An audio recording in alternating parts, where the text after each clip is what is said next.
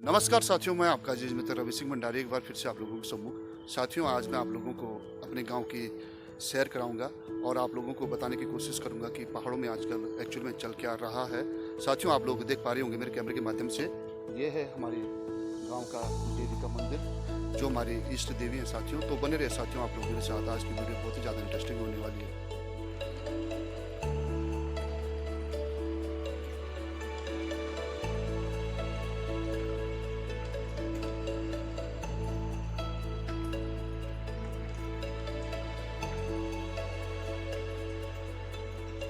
Guys, काफ़ी time बाद पहाड़ों में बरसात हुई है और आप लोग देख पा रहे होंगे मेरे कैमरे के माध्यम से चारों तरफ कोहरा लगा पड़ा है और ये बरसात संजीवनी का कार्य कर रही है इस टाइम पर पहाड़ों में, क्योंकि फसलें कंटिन्यू बर्बाद हो रही थी। इस टाइम पर फसलें सूख चुकी थी।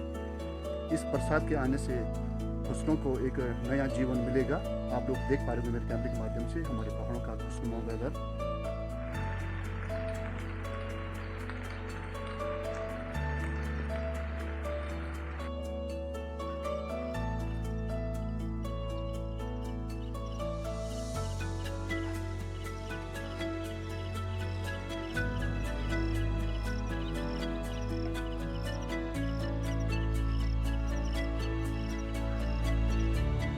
साथियों, पहाड़ों में संसाधनों की कमी जरूर हो सकती है, लेकिन हौसले की कमी नहीं है। ये छोटे बच्चे संसाधनों की कमी होने के बावजूद अपने खेल को पूर्ण रूप से एंजॉय कर रहे हैं। ये आप लोग देख सकते हो।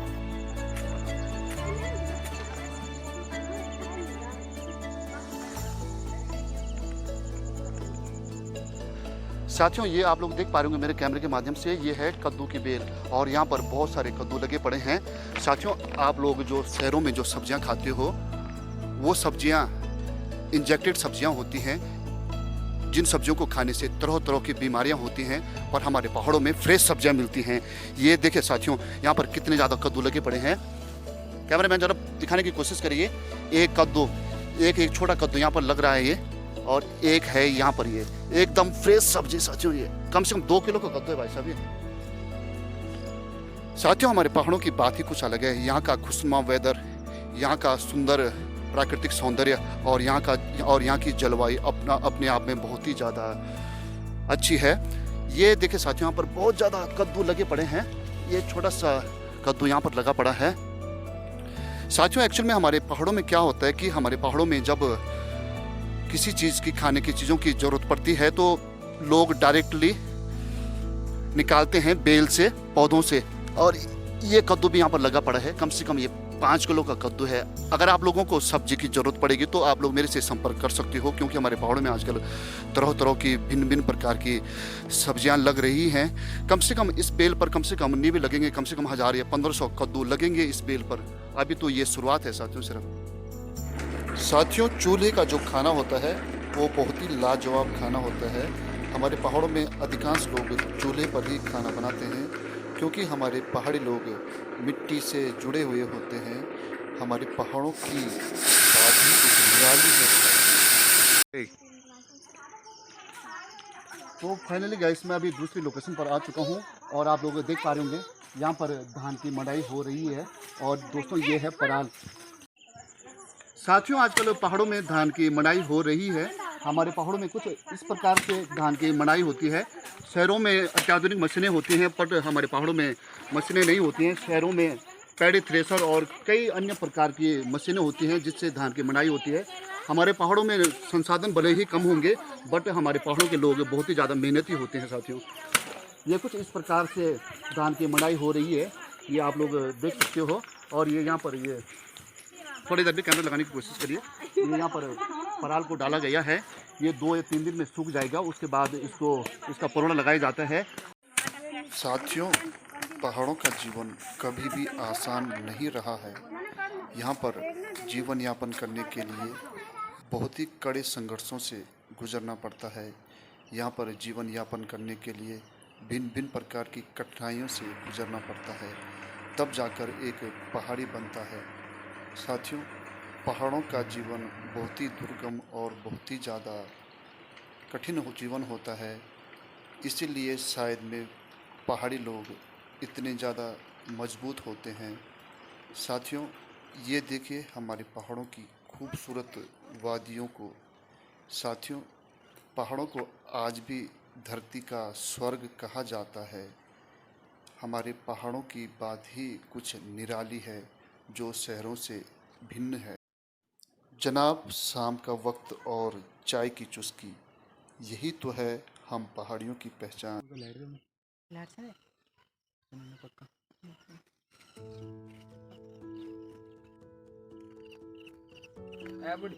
इन्हें मुख पर कह दो तुम्हारा सूट आवाज जाने।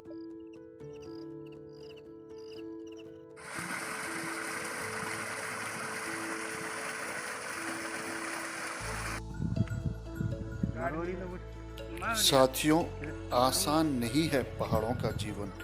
यहाँ पर अपनी आजीविका को जीवित रखने के लिए तरह तरह के संघर्ष करने पड़ते हैं। साथियों, पहाड़ों को देवों की भूमि कहा जाता है। पहाड़ों को ऋषि मुनियों की तपस्थली कहा जाता है। साथियों, पहाड़ों में जो शांति की अनुभूति आप लोगों को होगी, ये अनुभूति आप लोगों को कहीं पर भी नहीं होगी। साथियों, अगर आप लोग सुकून की तलाश में हो तो आप लोगों को एक बार पहाड़ों में विजिट जरूर करना चाहिए। ये देखिए साथियों, पहाड़ों की एकदम फ्रेश सब्जियां। ये साथियों, ये लौकी कम से कम 1 फीट लंबी है और जब ये पूर्ण रूप से बड़ी हो जाएगी तो कम से कम ये 4 फीट लंबी लौकी होगी। और साथियों, आप लोग देख रहे हो साथियों इस लौकी को, बहुत ही ज़्यादा जूसी लौकी है साथियों ये। साथियों, जब आप लोग शहरों में जो सब्जियां लेते हो वो एकदम बिल्कुल ख़त्म सब्जियां होती हैं, बिल्कुल उनमें बिल्कुल भी पानी नहीं होता है। और आप लोग देख पा रहे होंगे इस लौकी पर कितना ज़्यादा ग्लो आर्क है इस लौकी पर।